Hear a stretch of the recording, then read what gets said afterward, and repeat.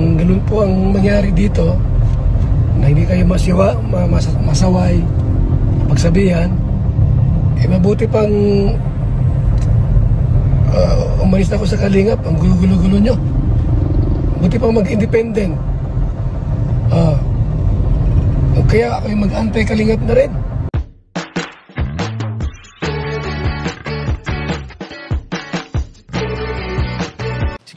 Si Kuya Jens, ano yun, reactor natin yan.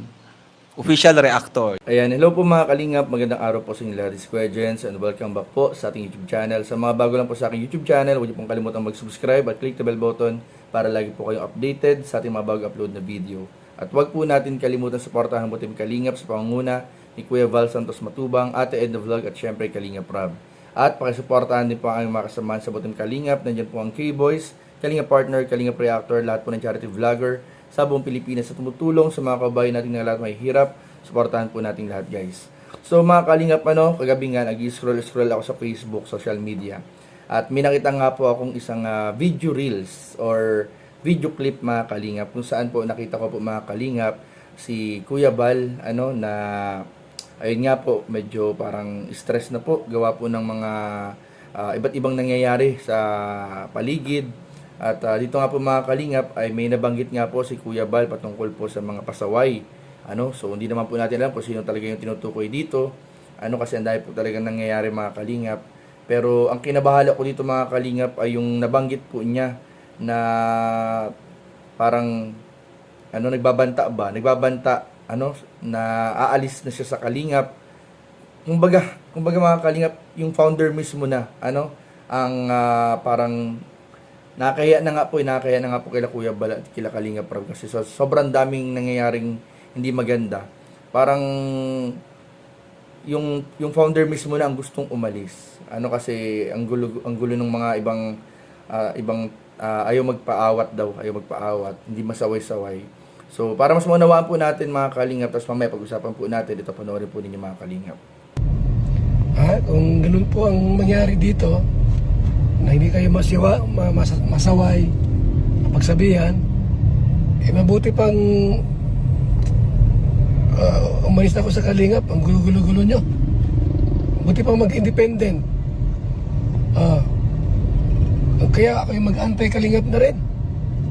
Ang bihira yung mga ganyang problema ninyo. So ayun nga mga kalingap, napanood naman po natin, malinaw po at nakita po natin yung video kung saan po ito po yung nakita ko sa social media, sa Facebook, habang nag-scroll tayo kagabi. So ang dami po kasi mga kalingap, ang dami talagang nangyayari ngayong panahon na ito mga kalingap. And lahat ang tatapang na, lahat patatapang, lahat palaban. Hindi natin alam kung saan, anong pinanghuhugutan, anong dahilan. Kasi kung isipin mga kalingap, okay naman mga nakalipas na linggo, okay naman po. Kaya nagugulat na lang tayo mga kalingap, bakit nagkaroon ng mga iba't ibang klaseng kaguluhan. Iba't ibang klaseng bangayan. Merong bangayan ng partners, may bangayan ng mga reactor, may mga kung ano bangayan mismo ng sponsor, meron din. Ang dami, bangayan ng fans, ng fan group, bangayan ng mga Kalingap partners, bangayan ng mga reactors. Kumbaga, ang dami na, mga pasaway na, dami na pasaway. So, talagang hindi rin natin masisi mga kalingap na talagang masakit na sa ulo minsang isipin. Pero grabe po mga kalingap, hindi ko rin po maisip mga kalingap kung saan humuhugot yung mga pasaway, kung saan humuhugot ng hiya. Kasi, di ba, nakakahiya mga kalingap. Unang-una nakakahiya kay Kuya Bal na nakikita niya na yung iba ang tatapang, yung iba pasaway na. Nakakahiya kay Kuya Bal. Irespeto naman po natin mga kalingap si Kuya Bal. Tapos si Kalingap Rob, ang daming iniisip, mga beneficiaries, mga tauhan na asikasuhin. So, irespeto din na. Bigyan natin ng peace of mind yung mag-amang Matubang, Kalingap Rob at Kuya Bal. Bigyan sana natin po ng peace of mind. Huwag na tayo maging pasaway, huwag tayong dumagdag sa mga iniisip, iniintindi nila Kalingap Rob at nila Kuya Bal.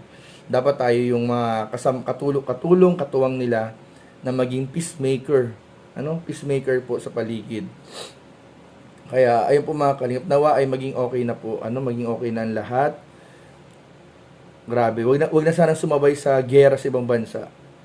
Sana na lang, ceasefire kung merong mga hindi pagkakaunawaan, wala namang bagay na hindi nadadaan sa maayos na usapan.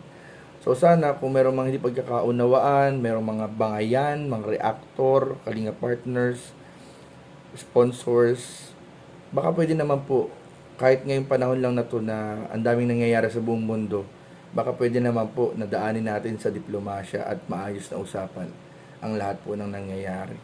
Kasi ang po talaga yan, ang maapektuhan po talaga yan, una, yung mga founder natin, yung mga leader natin na dapat tayo nakakatuwang nila sa pagtulong sa mga kababayan, tayo nakakatuwang nila pagbigay ng saya, inspirasyon sa mga viewers, tayo nakakatuwang nila sa pagpapanatili ng katahimikan, kaayusan. So, sana po tulungan natin yung ating mga founder, mga leaders po sa Kalingap. So, yun lang naman po mga Kalingap, and sana po wala tayong ibang pinapanalangin kundi po syempre kalakasan, peace of mind,